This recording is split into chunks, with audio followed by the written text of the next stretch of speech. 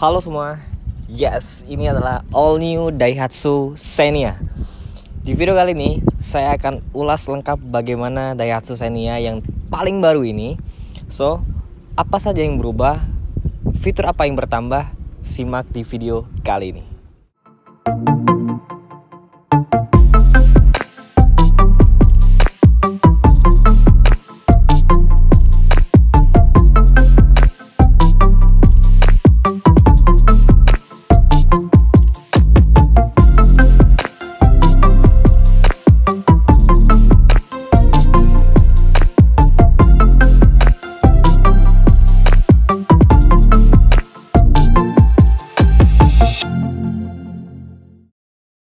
Yes, kali ini tahun ini di akhir tahun dihadiahkan oleh Daihatsu dan Toyota memperbarui Xenia dan juga Avanza. Ini adalah Xenia. Ini adalah tipe paling tinggi 1500 cc yang dilengkapi dengan fitur ASA. Ya, mobil ini sudah memiliki teknologi radar dari Daihatsu yang diberi nama ASA.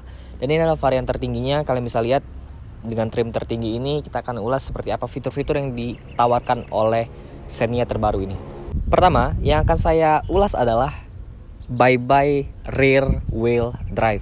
Yes, mobil ini sekarang sudah tidak lagi menggunakan penggerak belakang. Jadi dia sudah menggunakan penggerak roda depan atau FWD. Jadi mesinnya itu melintang, bukan ke belakang lagi. Jadi dia melintang seperti ini. Ada beberapa alasan kenapa Toyota dan Daihatsu memutuskan untuk mengganti penggerak roda belakang menjadi penggerak roda depan untuk Avanza dan Xenia. Alasannya adalah infrastruktur jalan di Indonesia sekarang itu sudah membaik dibandingkan pada saat Avanza dan Xenia luncur pada tahun 2004 dulu yang mereka menggunakan penggerak roda belakang. Dan kemudian ini juga alasannya untuk efisiensi karena penggerak roda belakang itu membutuhkan channel atau gardan tambahan untuk menyalurkan tenaga dari depan ke roda belakang, dan ini dibuat lebih efisien, direct langsung dari mesin ke roda depan. Ini akan membuat Xenia ini menjadi lebih efisien dan hemat bahan bakar. Untuk dimensi, mobil ini berubah total, mulai dari lebarnya, mulai dari panjangnya, wheelbase-nya. Ini berubah total. Ini dia lebih membesar daripada generasi sebelumnya, dan wheelbase-nya ini hampir mirip dengan Toyota Kijang Innova. Bisa dibayangkan, wheelbase yang hampir mirip dengan Kijang Innova akan membuat kapasitas kabin di dalam itu sangat lega sekali. Di bagian depan sini, perubahan total dari wajahnya, mulai dari lampunya yang sedikit menyipit daripada yang sebelumnya.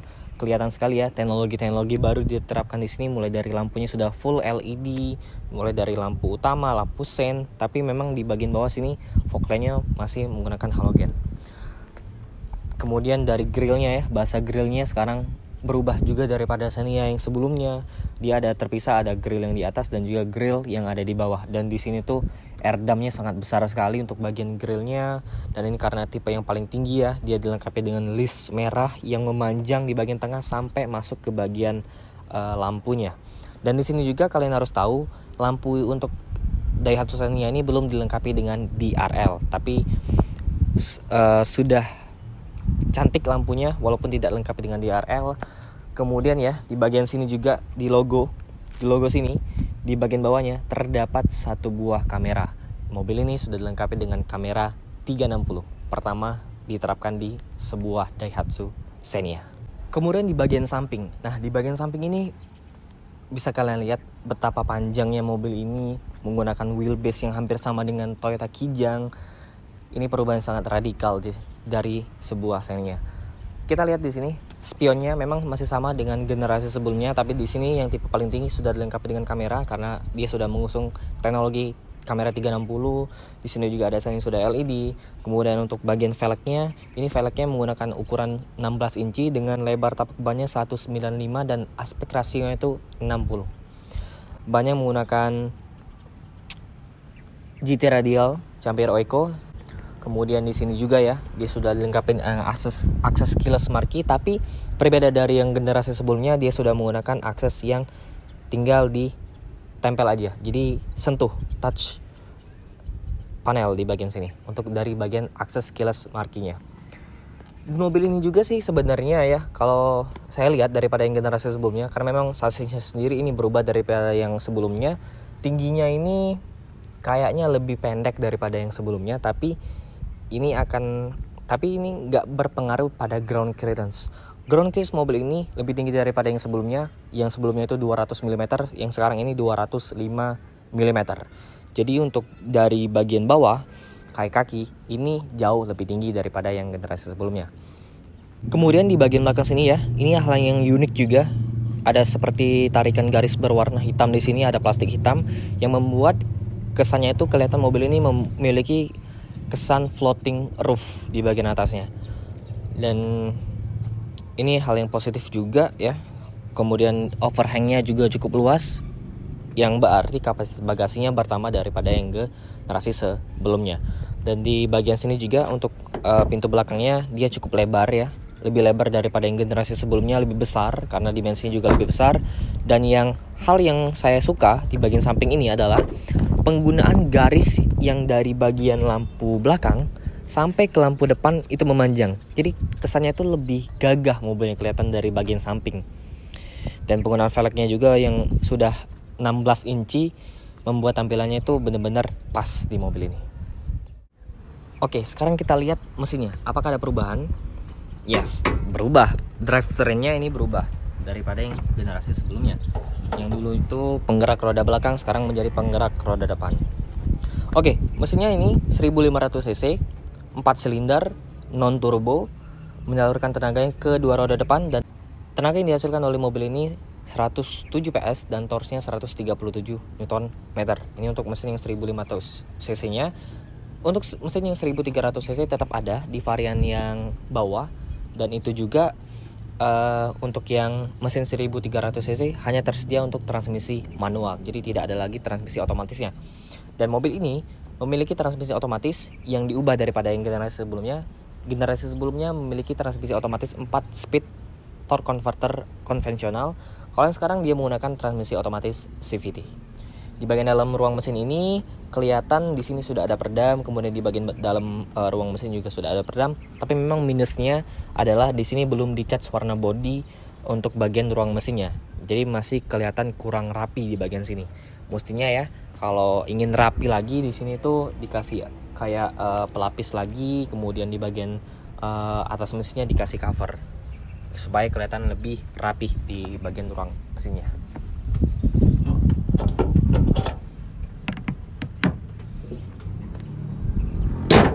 Sekarang kita coba bahas di bagian belakang. Di bagian belakang lampunya ini keren ya, bentuknya itu keren. Dia full LED, jadi ada lampu malamnya di sini, kemudian lampu mundur dan lampu sennya sudah full LED. Kemudian di bagian bumpernya juga cantik, ada reflektor di sini. Ini tuh kayak apa ya? Pernah lihat sih, mobil ini tuh mirip dengan Toyota RAV4 yang di luar negeri. Bentuk lampu belakangnya mirip seperti ini. Tapi minusnya memang di sini tuh belum ada elemen kaca pemanas di bagian belakang, tapi sudah ada wiper, antenanya Sharvin, dan di belakang juga ada kamera mundurnya. Ada 2 buah sensor parkir di bagian belakang, dan di sini ada emblem Dual VTi, CVT, ada 1.5R, dan juga ada emblemnya Xenia. Nah, kita lihat kapasitas bagasinya.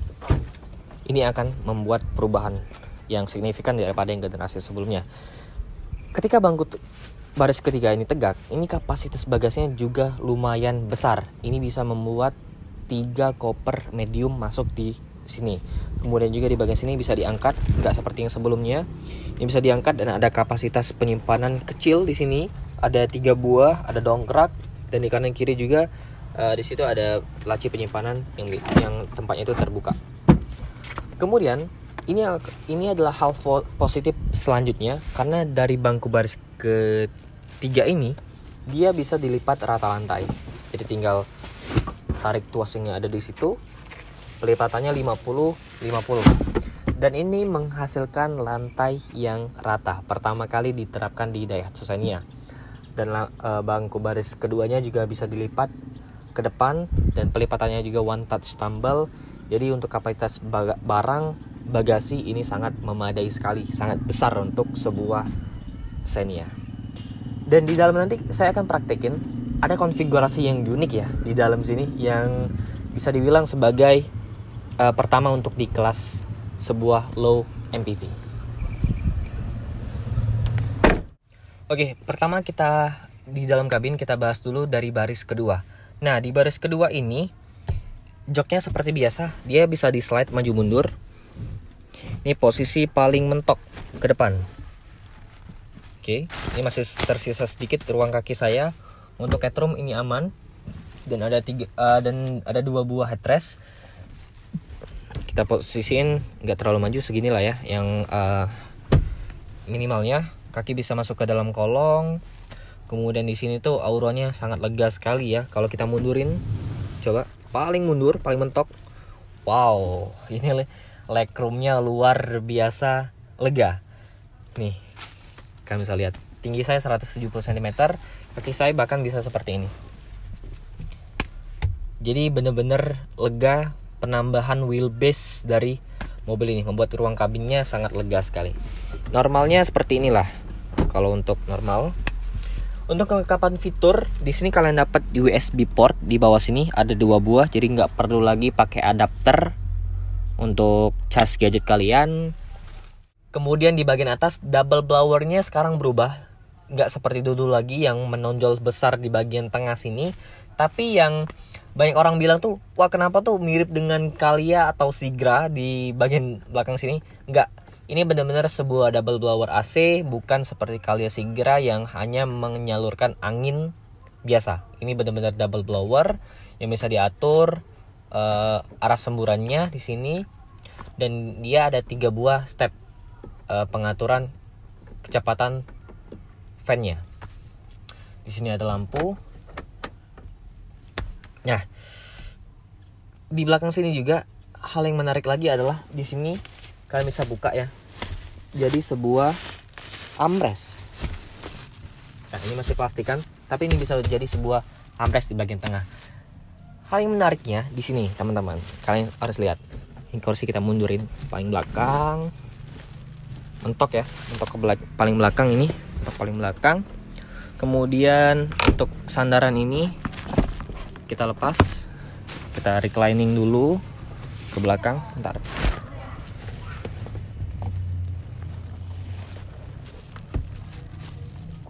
Oke, kita lepas.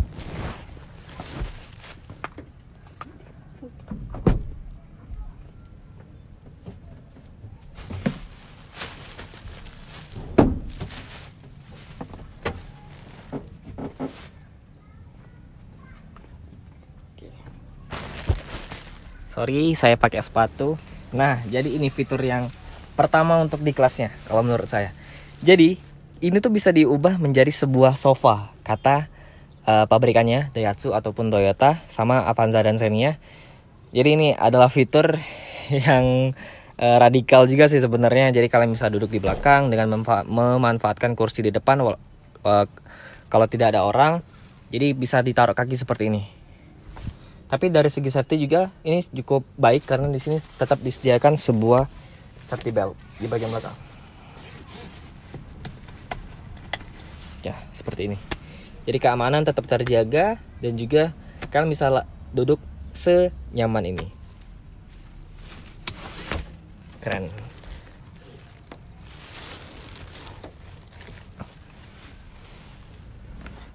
Sekarang saya duduk di baris ketiga. Kita bisa lihat akomodasinya di sini ya. Ini bangku baris ketiga itu masih bisa di reclining, ada tuas di sini. Ditarik. Oke, segini ini paling rebah. Ada sandaran kepala juga, headrest.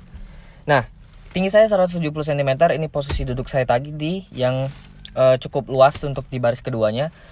Ruang kaki saya masih tersisa di sini. Masih sangat lega. Tuh, bisa lihat. Tinggi saya 170 cm, ruang kepala juga masih sangat memadai di bagian atas ini. Jadi untuk perjalanan jauh, untuk orang yang tingginya di atas 160 cm sampai 170 cm, sangat memadai sekali untuk duduk di baris ketiga ini. Untuk sebuah Daihatsu Xenia yang dulu itu kalau duduk di baris ketiga itu sangat tersiksa, tapi sekarang tergolong nyaman. Oke. Sekarang di depan. Nah, di depan ini di bagian interior ini adalah salah satu perubahan yang paling radikal lagi di sebuah Xenia, karena di sini tuh kayak berasa mobil baru di sini, mobil yang benar-benar bukan Xenia generasi terbaru, benar-benar totally sebuah kabin yang sangat bagus di sini. Oke, pertama kita bahas dari bagian desain dashboardnya. Dashboardnya sekarang lebih luas ke depan dibandingkan yang generasi sebelumnya. Kemudian dari bagian head unitnya sekarang sudah model yang floating ke atas seperti ini, mirip dengan Daihatsu Rocky. Kemudian panel AC-nya di tengah sini bentuknya cantik juga. Climate controlnya juga di sini ya, mirip dengan Daihatsu Rocky. Dan ada engine start stop button yang berwarna merah seperti aksen-aksen merah yang di bagian luar juga. Kemudian di sini ada laci penyimpanan, di sini juga ada transmisinya yang sudah menggunakan CVT. Ada aksen silvernya. Kemudian di sini ada rem parkirnya, masih memang modelnya itu model biasa ya, model tarik manual seperti ini. Ada soket 12 volt di bagian sini. Laci penyimpanannya di sini. Nggak terlalu besar sih, kecil laci penyimpanannya. Tapi yang saya mau tes di sini tuh biasanya kalau konsol tengah Xenia itu goyang. Nah, kita coba tes. Masih goyang tapi sangat sedikit. Jadi benar-benar sudah materialnya itu solid di sini. Di bagian setirnya ini berubah ya. Modelnya itu mirip, kalau kalian pernah naik Fortuner, ini mirip bentuk setirnya seperti ini, tapi tombol-tombol itu berbeda. Di bagian sisi kiri sini dia ada tombol audio steering switch. Kemudian di sisi kanan sini dia nggak ada tombol, cuman ada tombol trip aja. Kemudian beralih lagi ke sebelah sini, dia ada tombol untuk ini sih seperti menghindari tabrakan ketika ada mobil di depan ataupun benar-benar di depan ya, fitur-fitur asalnya lah. Kalian bisa lihat di layar kanan sebelah sini. Ada electronic stability control dan traction control, dan juga di sini ada pencetan tombol untuk round view 360 derajat dari kamera yang ada di luar. Di sini ada satu buah cup holder, tepat berada di depan ventilasi AC. Jadi kalau kalian taruh botol minuman di sini akan dingin minuman kalian. Tapi kalau yang di sini tuh uniknya dia harus dipencet dulu di sini. Tuh. Jadi bisa taruh satu buah cup holder lah di sini minuman. Untuk dari segi safety, airbag-nya di sini ada 2 buah di bagian depan, tapi memang untuk dari pilar sampai ke belakang itu belum dilengkapi dengan airbag. Kemudian juga ya, kita lihat pengaturan setirnya. Saya belum review saudara kembarnya Toyota Avanza, tapi yang saya tahu Avanza itu yang generasi terbaru ini sudah bisa teleskopik ya. Apakah Xenia sudah bisa? Oke. Dia bisa tilt. Sayang sekali dia belum bisa teleskopik untuk pengaturan setirnya. Tapi hal yang bagusnya di sini Xenia itu bisa diatur ketinggiannya. Jadi kita bisa atur ketinggian kursinya, naik turunnya itu bisa diatur, bisa reclining dan maju mundur. Dan saya bilang walaupun memang setirnya ini belum bisa teleskopik, tapi posisi berkendaranya sangat jauh meningkat daripada yang generasi sebelumnya. Posisi berkendaranya ergonomis, pandangan ke depan itu luas, dan ini benar-benar berasa sebuah mobil yang berbeda sekali dengan yang generasi sebelumnya. Kita coba hidupin mobilnya. Dia sudah keyless ya. Engine start stop buttonnya berwarna merah kayak mobil balap sport. Mesinnya ala-ala Xenia, halus, dan di bagian sini ada speedometer. Di sebelah kiri itu ada tachometer. Kemudian di sebelah kanan itu ada speedometernya. Di bagian tengah itu ada MID yang sudah full color. Di situ ada pengaturannya, dan di sini juga bisa lihat fitur ASA dari mobil ini yang bisa diatur lewat layar kecil di bagian tengah situ. Kalian bisa lihat nanti. Nah, di sini ada tombol ya, tombol untuk dari sistem ladarnya. Di bagian sini ada stability control, dan memang ada masih 2 tombol dummy di bagian sini. Kemudian di sini juga ya, untuk dari sisi drivernya kacanya sudah all auto, tapi untuk ketiga jendela sisanya itu masih belum auto. Di sini ada untuk spionnya, bisa dilipat secara otomatis. Pengaturan spionnya ini untuk bagian steeringnya seperti ini. Di bagian tengah sini kita bisa lihat ya, di sini itu saya akan lihat media, no device. Oke, setting. Ini saya nggak tahu, belum coba juga. Tapi kalau kita berkaca untuk head unit dari Daihatsu Rocky, ini sudah bisa Apple CarPlay dan juga Android Auto. Tapi saya belum coba apakah bisa fitur tersebut diterapkan di Xenia. Ke bagian bawah sini biasa tadi ya, panel AC. Dan secara overall ini kabin yang benar-benar menarik, benar-benar kesannya itu baru, futuristis dari sebuah Daihatsu Xenia. Untuk dari speaker dia ada 6 buah total, karena ada 2 buah tweeter di bagian depan situ. Untuk dari sun visor di sini, ini saya bingung ya, ini sudah tipe paling tinggi yang dilengkapi dengan ASA, tapi memang di sini belum dilengkapi dengan kaca. Sama di sini ada kaca tapi nggak ada tutup lapisnya. Di bagian sini spionnya sudah DN naik secara manual di bagian sini. Oke. Mobilnya sangat menarik. Dan untuk dari segi transmisinya, saya sudah coba sedikit tadi berjalan di dalam ruangan gudang mobil Daihatsu N-Car Palembang ini. Transmisivitynya sangat halus, seperti layaknya sebuah Daihatsu Rocky. Ya, ini mobil yang sangat menarik. Kita buat kesimpulan di bagian luar. Oke, jadi inilah video mengenai Daihatsu Xenia terbaru, all new Daihatsu Xenia yang tipe paling tinggi yang dilengkapi dengan fitur ASA. Jadi ini mobil yang benar-benar sangat menarik. Untuk harganya saya belum tahu, nanti saya taruh di deskripsi di bawah. Atau kalau ingin tanya-tanya tentang mobil ini, bisa langsung kontak marketing, ada di deskripsi di bawah. Tapi secara overall, kesimpulan saya mengenai Daihatsu Xenia ini benar-benar mobil yang radikal perubahannya daripada yang generasi sebelumnya. Bukan hanya dari penggeraknya, dari fitur yang ditawarkan, ini sangat luar biasa untuk sebuah Daihatsu Xenia.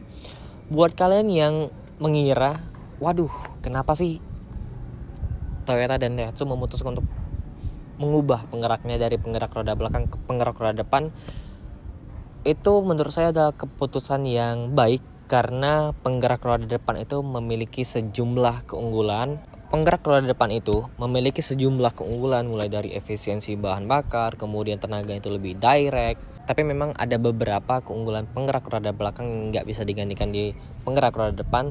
Tapi secara keseluruhan, secara fungsionalnya untuk sekarang, penggerak roda depan menjadi salah satu pilihan Toyota dan Daihatsu untuk diterapkan di mobil paling barunya ini, karena alasan efisiensi dan penyaluran tenaga yang lebih direct ke roda. Terima kasih buat semua yang sudah nonton video ini dari awal sampai habis. Buat kalian yang ingin tanya-tanya tentang mobil Daihatsu ini, ataupun ada pertanyaan kalian mengenai mobil Daihatsu ini, bisa langsung tulis di kolom komentar di bawah. Terima kasih yang sudah nonton dari awal sampai habis. Goodbye.